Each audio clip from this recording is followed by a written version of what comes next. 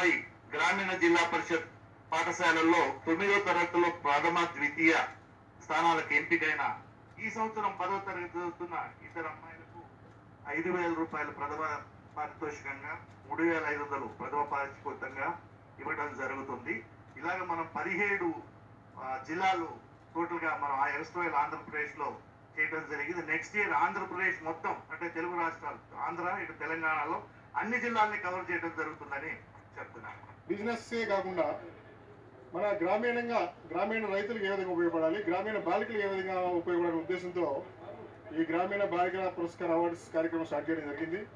దీని యొక్క ముఖ్య ఉద్దేశం అంటే పట్టణ ప్రాంతాలతో పోల్చుకుంటే పట్టణ ప్రాంతాల్లో లింగ వివక్ష లేకుండా ప్రతి ఒక్క బాలబాలికలు అనే ఉద్దేశం లేకుండా అందరూ కూడా వాళ్ళ యొక్క ఎంకరేజ్ చేస్తుంటారు.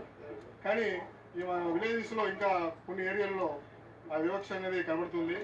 అందువల్ల ఈ కార్యక్రమాన్ని ముందుకు తీసుకుపోవాలి. బాలికలని మన ఆర్థికంగా ముందుకు వెళ్ళాలంటే వాళ్ళకి బెంగళూరు